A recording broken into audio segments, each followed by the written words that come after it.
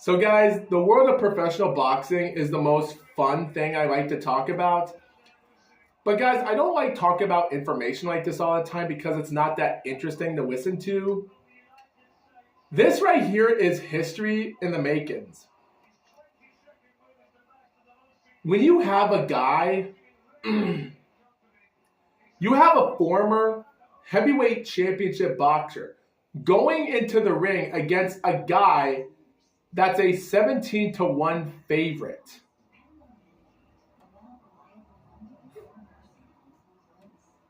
And guys, when you viewers watch the press conference in August, you see a guy named Peter McNeeley in the press conference taking on Mike Tyson. This is one of the biggest squash jobs I've ever seen in history.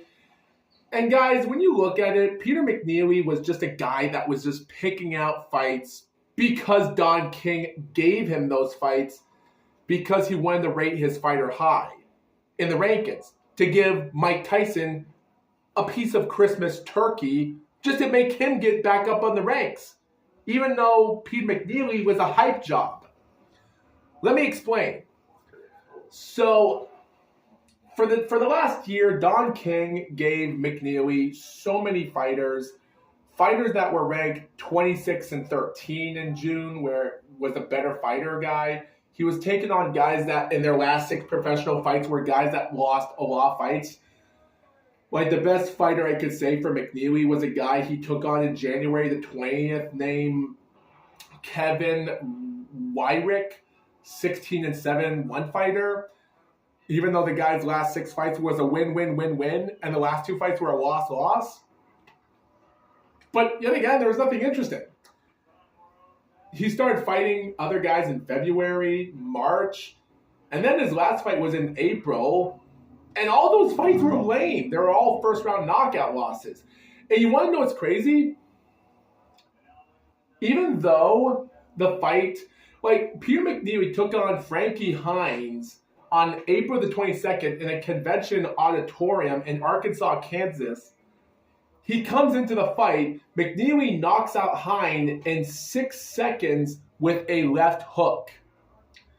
I tried to find the video online about this, ladies and gentlemen, to see how the fight ended. Almost like the information of how they had one fight where I think it was an Australian fighter, Jimmy Thunder, that made one throw punch and landed, and the guy went down. The referee counted all the way to 10 and ended the fight in 11 seconds. I tried to find information, but of course, a guy on the Centennial record of Hot Springs, Arkansas, made the video or made a post by Centennial record sports editor named Bob Wiesner, talked about the fastest record of 6-second KO against Hurricane Peter McNeeley, where he, well, considering how, can't say much about this, it's ridiculous, but I really can't talk about how horrifically bad this is. I tried to find information about this, but for some reason, I really couldn't find it. So, 4 months later, Tyson is out of jail, and by August, they're setting up this fight for him and Tyson. And Don King comes out, the Irish Hurricane Peter McNeeley, and the crowd applauses. And it's so ridiculous. It was so awesome. He's yelling at everyone. People aren't respecting him. And for 3 months, since it was been announced that he was going to take on Tyson, a guy that's been dumb for a year, being in jail, and Mike Tyson is just smiling of how easy this fight is, Peter picks up a paper and says, "I'm Hurricane Peter McNeeley. And on Saturday, Medfield and Mass Saturday night, watch me kick Tyson's arse. But if you haven't made your pay-per-view arrangements yet, make them soon, because remember what happens when I rap in my Kaku! Thank you, thank you, thank you, thank you, thank you, Don King said. And that's how it ended for some reason. Like, I love Peter McNeeley and his promo Saturday Night Watch Me Kick Carson's ass, and it's great. And then Tyson comes in, boring. The last 20 seconds with him and that. He profit everything about this or that, and he's happy that everybody made their statement and this or that, blah blah, and like he's ready to fight. Thank you everyone for your support, and that's it. So there's nothing much about Tyson in the talk there. It's nothing much. I will say though, it is interesting. I actually love the video that Peter McNeeley did on his channel, him talking about the fight. And Peter McNeeley actually feels himself proud.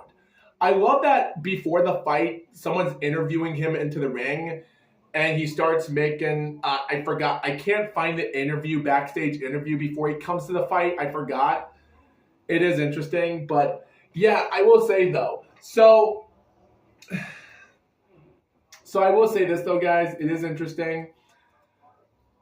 As the full fight, this fight does take you to a little bit of an interesting stepping stone for what it is. So, it's interesting. Both guys are pushing themselves to limits as 224 Peter McNeeley and everything going on. Both guys are setting each other up, which is a big thing. Now, guys, on August the 19th, they already... So, guys, the show and the event was mostly the return of Don King, of returning Tyson. That night in MGM Grand in Nevada, we had Quincy Taylor picking up his WBC middleweight win against Julian Jackson. Unbelievable win against Miguel Angel Gonzalez, winning a WBC World Lightweight title against Lamar Murphy. Bruce Seldon manages to get his successful WBA win against Joe Hip, which was WBA at the time. Terry Norris defeated Luis Santana for the WBC World Super Welterweight, their third meeting in a trilogy, which I did not know that happened the same night. Keep that in mind. There's going to be a lot of information I'm going to talk about Terry Norris and Luis Santana. So keep that in mind. There's going to be a lot of fun information when I get to that. It's going to be fun. So that night had a lot of interesting moments, if that makes sense. They had knockout wins, you name it. And they already had their own talks, this or that, and everything else was interesting. Interesting for what it is. And with everything going on, they already had their own talks, this or that, and they had information. The commentators, I think Sugar Ray Leonard was involved in some stuff. I think he was at the time.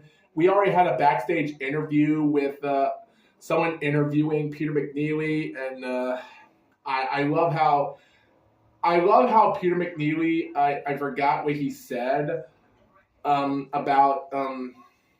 I forgot what he called. I forgot what. Guys, it is bad because even calling the fight at the time, I will say though there was a lot of problems about this because I forgot. Guys, let's watch the video. Guys, I'm gonna put an interview and see what he said because I want to know. Okay, here's the video of the full fight. Okay, so here's what Peter McNeeley said. Mike Tyson. This is for my grandfathers. My grandmothers, my father, my mother, Curly, my three brothers, last but not least, Snobby. That's the word. Yeah, that was the thing that got me there. I love that Peter McNeeley, that this is from my father, my mother. Oh wait, what did he say? McNeeley, what was it that you told your son? Wait. And last but not least, Medfield. Medfield! I forgot about that. You had this experience. It didn't Oh, Medfield, I love it. Oh, yeah, I forgot. Yes, Peter McNeeley's father took on Floyd Patterson in the 50s when he won back his title against the Swedish Fire of Ingemar Johansson in their third meeting. For you, you hit the canvas several times, but what have you told him about your experience that you hope he will apply tonight? I forgot about this. Peter, go out and do your best. You're in shape, mentally and physically. I wish I was in such shape when I fought Patterson as Peter is. That is true. Physically for Mike Tyson. But he's going to go out there tonight. He's ready, and he's going to knock Mike Tyson out. Surprise. Oh, boy. You said the same thing. Oh, boy. Oh, boy. We have the cartoon of it right here that you were going to knock him out. Peter said the other day. Dude, that's an awesome picture. It's a family show. We can't repeat it. You were wrong, but you think that Peter will be right. Oh, my Peter's going to make me right. That's about it. Oh, my he's ready, God. and he's going to do it, Jim. Dude. Guys, it's so bad when I told you viewers about the resume that Peter McNeeley fought against guys that had their last 6 fights by losses, taking on nobodies, and because Don King fed him stuff for stuffing for his turkey and have Mike Tyson eat him. And his father, Peter McNeeley's father, is telling him that he's ready. But when you look at his resume, you can tell that this was not good. That's how bad this is. It is what it is. Don King had the brains for this, but we don't know if that's true or not. But yeah, looking at it, it might be. Yeah, like I said, I love that Peter McNeeley was having fun, that this is from my father, my 3 brothers, Curly, from the Three Stooges, Larry, Isaac Yankum, Glenn Jacobs. This is for Kane, for Fake Diesel, Fake Razor Ramon. This is for Rick Bachner and Medfield. I love that so much, guys. I love the interview of Peter McNeeley doing that interview. It was so fun. Oh, boy. And then they talked about the promo, the information about Tyson being in jail, this or that, and newspapers and such. And at the end of the day, let's just ignore all that. And also, Sugar Ray Leonard is there in ringside, or this or that, doing an interview. And guys, I do love the ring announcer. What's his name again? Currently preparing for a shot at the IBF title, or perhaps another level. Okay. Right. Let's go up to our ring announcer, Jimmy Lennon. Jimmy Lennon. Guys, I actually love Jimmy Lennon Jr. more than Michael Buffer. Like, I love his high-pitched voice, and I love he says, "It's time for the main event." I love that he comes up with his own idea. Instead of saying, "Let's get ready to rumble," I love he says, "It's time for the main event." I actually love Jimmy Lennon Jr. a lot more than Michael Buffer. Don't get me wrong, Michael Buffer is an okay dude. I love his deep voice, but this guy's high-pitched voice is really fun. Guys, I should be talking about other stuff here. Let's get to it. But anyway, guys, let me read through my notes and find information because I want to get through this. Oh, yeah, and by the way, guys, here's what I wrote down. So, mostly for everything, all judges are from Nevada, which is Bill Graham, Dwayne Ford, and Chuck Giampa. And, of course, our favorite referee, referee Mills Lane, judge of Tennessee, and the guy that helped on Stone Cold Steve Austin with that legally binded contract with him and The Rock. Remember that back in '98? Before Undertaker hit Steve Austin with a shovel? Keep that in mind, huh? But yeah, it is interesting. Oh boy, it's pretty fun. But yeah, there's a lot of interesting stuff here. So the information, tell the tape, is that McNeeley's 26, 6'2". Tyson is 5'11 and a half, 29 years old, 220. Interesting. And they also have the rules for the matches. There's 10 point must-win system. 3 judges score fight. No standing 8 count. 3 knockdown rule is in effect. Only referee can stop the fight. It doesn't have to be 3 knockdown rules. So 3 knockdown rules. I'm actually surprised they still had that back in 1995. Interesting. Even people say that the WBA is still a legit thing. For WBA says if you knock someone out 3 times in any round, 3 times, even for a WBA, they can stop the fight, which also questioned me when Kevin Lorana knocked out Daniel Dubois 3 times in the first round for his WBA fight in Daniel Dubois' country. That's how controversial that fight was. Yeah, I just hope. That's why I'm questioning controversy for Daniel Dubois versus Alexander Usyk, but we'll get to that information in future times when that time comes. But yeah, they also put out other rules such as fighter cannot be saved by the bell except in the last round. Accidental fouls before the end of round 3, there'll be no decision. But after the end of round 3, there will be scorecards, meaning they'll go to a technical decision if they want to. And of course, if a guy enters the ring, even if they want to stop the fight, it might be a disqualification, or the referee will call it a knockout, which will, that's, will that play a fact? It might as well be. It might as well be, but yeah, interestingly. So here's some of the notes and information. I will point this out. So here's some information that's interesting. So as for information-wise, it's going to be interesting. So here's the information where it's mostly surprising because I do find it interesting. So Peter McNeeley is ranked in a surprising rank. So Jimmy Lennon Jr. announces him 6'2", 224 pounds from Medfield, Massachusetts. I love Medfield. McNeely's mouth is open wide, and he does have one professional loss. You want to know what that one professional loss was from McNeely's career? Well, we don't have to talk about who Tyson's first loss was. His first loss was back in 1994 against Stanley Wright for the USA New England heavyweight title. He lost in round 8 by TKO. Stanley Wright had an 8-5 record. And the rule, and it also stated on BoxRec that even after 7 rounds, McNeeley was clearly winning the fight before getting stopped on a cut. He was cut, which is why the fight stopped. So yeah, that was his first legit loss. So can't say much about that, huh? Yeah, unlucky. Yeah, of course Tyson, Buster Douglas got him. Upset victory of Japan or the world. And that's all you have to know. So, 36 wins, 30 knockouts, 1 loss. And mostly it won't be his last loss. And it also says that he's ranked number 7 of the WBA heavyweight contender, which is not bad. And they tell him to fight, and it's Peter McNeeley. Tyson, Catskill, New York, you love it. Professional record, 41 wins, 36 knockouts, 1 loss. I love it. And what actually really confused me about this is that because as a former undisputed world heavyweight champion, take that for what you will, not ranked. By the way, did Jimmy Lennon, I gotta look it up if he actually said anything. Wait, give me a second, guys. I want to make sure if Jimmy Lennon Jr. said anything. Wait, give me a second. I want to see. Heavyweight title and the last unified in the ring by beating the champions of the WBC, WBA, and IBF. Bring the ring, the number 1 contender. Please welcome the former. When I actually heard Jimmy Lennon say that, currently ranked number 1, I really got confused. I'm like, what are you talking about? Tyson hasn't even fought once, and he's taken on a guy that's ranked number 7 in the WBA. What else can you say about that?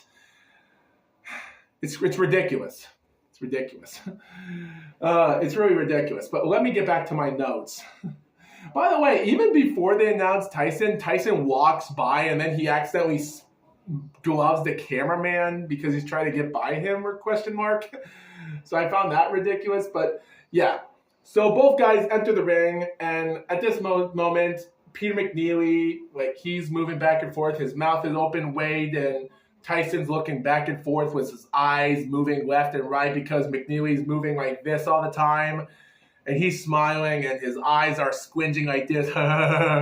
Like he's trying to pretend not to be scared. And of course, guys, McNeeley was scared. But you want to know what I was really shocked when I first saw this?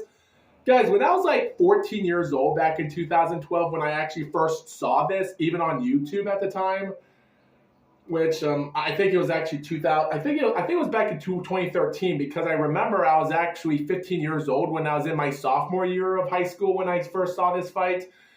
That was surprising. I was shocked. I knew Peter McNeeley looked scared and he did not want to be in there with Mike Tyson. He knew he regretted it, but what really shocked me, guys, you know, every time in every boxing match, Mike Tyson gets in for the kill easily and fights and tries to beat the person up early in the fight. I love that it was the complete opposite. It's not like how Senicia Estrada took on a woman with 4 wins undefeated. She was in her 40s, and she decided to stay still while Senicia was coming straight at her in the beginning part and starts throwing bam punches, 7 unanswered punches, and bam, referee stops it at 7 seconds, and that was the end of her career, of how bummed that fight was, the quickest knockout in women's boxing. This was the complete opposite. I was really surprised as a 15-year-old kid, as myself, or maybe 14 years old back in 2012 to 2013 when I first saw this. I was shocked. So this is what I wrote down. Fight starts. Commentators are talking about Tyson returning straight ahead as the elusive. But does he got anything else in prior of prison, doing this, working out? They ring the bell. Mills Lane starts the fight. And this is what I wrote. So I wrote down this or that, the commentators talking everything else. The elusive fighter is back in the ring. Ding, ding. And out of nowhere, Peter McNeeley, I swear to God, I did not expect Peter McNeeley to do this. I think Peter McNeeley was scared, but he didn't want to chicken out. He had no choice but to do this. He had no choice. Don King gave him multiple wins and gave him this opportunity. What else can you say about it? I'm sure McNeeley was like, okay, Tyson has been out of the ring for 4 years. He's not in his prime as he was since 1988. So there's nothing much. But no, they ring the bell and McNeeley starts skipping. Tyson moves slowly, but McNeeley is skipping his legs like he's taking 1/4. So he has his right foot like this. So this is what McNeeley was doing. McNeeley had his right foot like this. So he's just skipping. He lets off his left foot and puts both of his feet in the air and starts skipping like he's giddy-upping like a horse. Like that's how crazy it is. McNeeley is skipping a full yard length straight to Tyson, going for the attack. It was so crazy. He skips in and starts to hammer him. Tyson notices he's going straight at him, so he levels a left punch to hit McNeeley, and then they start throwing barrage of punches. McNeeley pushes Tyson to the ropes, trying to scare him off. He throws a wild right punch, a left punch, misses Tyson. Tyson ducks. He had another punch thrown, right punch, and then as he's pushing him to the ropes, McNeeley starts throwing a left. Tyson ducks, and then Tyson moves, go forward, hit a right punch. McNeeley gets hit again, tries to throw a left. Tyson ducks that punch as well, and hits the ground in the first seconds of the fight. And he gets back up. Mills Lane tells Tyson to go to a neutral corner, and Peter McNeeley is jogging a full half length around the ring. And the referee stops him, and I thought with the first 10 seconds, McNeeley is coming straight after Tyson, and then Mills Lane grabs his left arm, pushes him back. It was so crazy. The first seconds of the fight was so crazy. You gotta think to yourself how Peter McNeeley was like, 1 minute he was so scared. I'll give credit, even though McNeeley was scared, but he had no choice. It was like, I might as well give up, or I might as well try. He tried and he failed. That's how crazy this moment was. So it was so amazing how he came forward like that and to attack Tyson. It was so crazy. But at the end of the day, it didn't work out. So he continues the fight with 22 seconds of this round. Tyson attacks him. And McNeeley is still throwing okay punches here and there. He corners Tyson to the rope again, punches, but Tyson's ducking out, throws everything he's got. He's ducking, and McNeeley cornering Tyson again to the ropes, misses every punch. Punch, left, right, Tyson ducks, And Tyson then throws other punches straight to McNeeley. Then he tries to push him. McNeeley pushes Tyson again to the ropes, throws an uppercut as Tyson did, and he does it again. They start clinching, which is crazy enough. And we're already now 1 minute into the fight. He goes straight forward to Tyson. Then he tries to throw a left, but then Tyson catches McNeeley and traps his left arm as McNeeley's trying to get him. And then he headbutts Tyson to the chin, which was scary enough. And Mills Lane tells him to stop, to just give them a warning not to do that again. But it doesn't matter because Tyson attacks McNeeley, and then for some reason, McNeeley looked like he was about to take a knee or something, and then gets back up and gets hit again and hits the canvas for a second time. He gets back up. At this moment, we're almost halfway through, but then as it looked like it was going to continue, McNeeley's trainer comes in, he stops the fighter, and Mills Lane is like, what are they doing? What are they doing?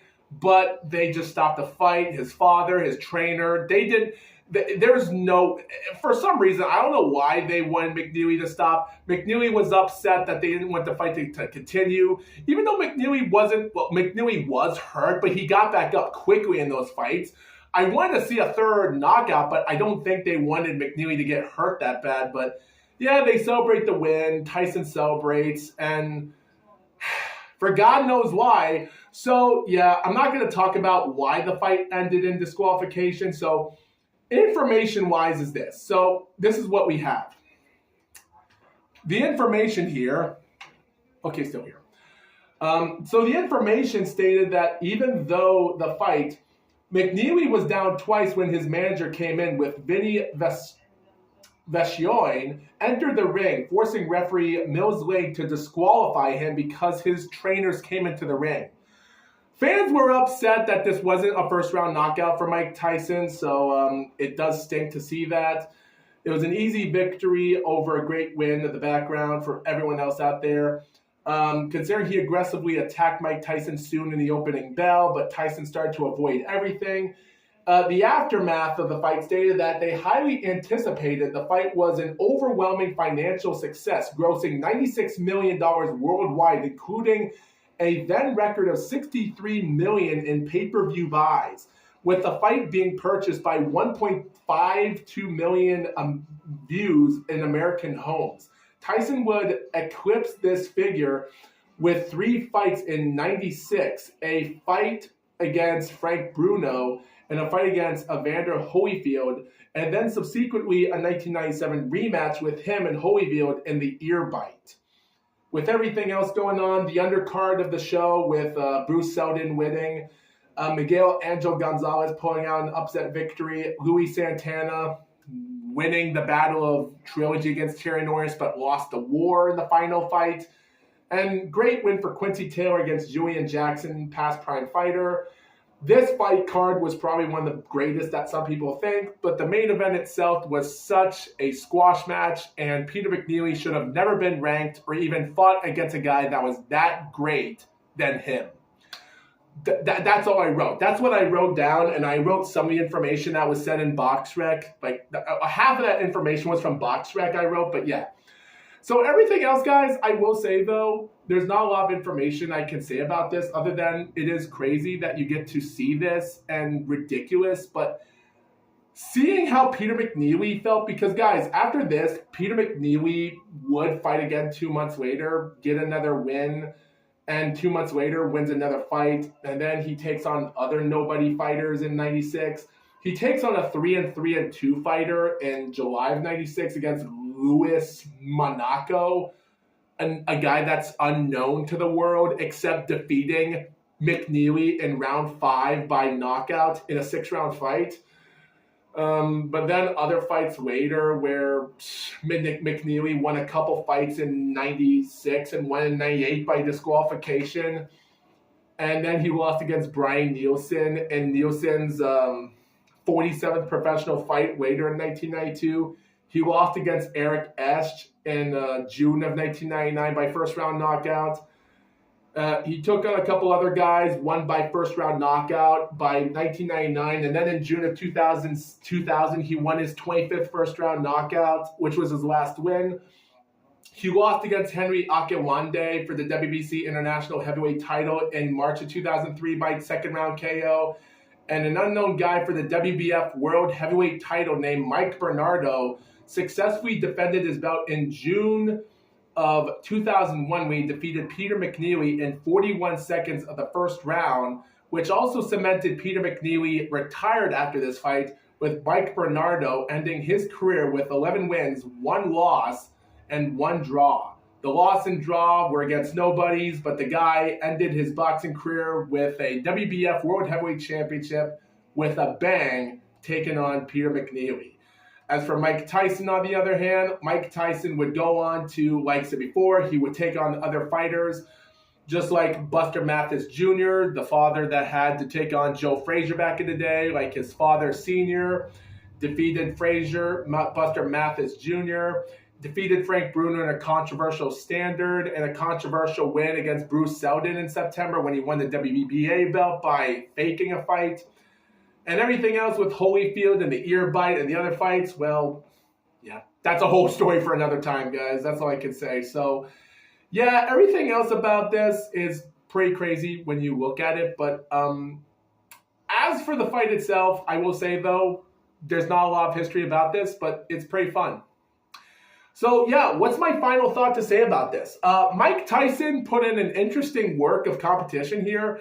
Don King sure did an interesting job working on Mike Tyson in this show. And I'll be honest, I enjoyed it for what it was. It was pretty fun and it was pretty ridiculous. So what else can you say about that? But anyway, guys, that's all I have to say for this entire show. Thank you, viewers, for watching the Globe Podcast. But yes, guys, on May the 2nd, ladies and gentlemen, don't forget to miss out, ladies and gentlemen, on May the 2nd. As we said before, guys, May the 3rd, May the 4th, and May the 2nd, we have a lot of fights today, ladies and gentlemen, that are going to happen. We have great fights with Jesse the Bam Rodriguez. We have great fights with a lot of them from Naoya Inoue to Canelo Alvarez. There's a lot of fights that are going to happen this first week of May, ladies and gentlemen. That's all I have to say about this. So thank you, viewers, for watching this episode. And the Globe Podcast says, see ya next time. Bye-bye, everybody.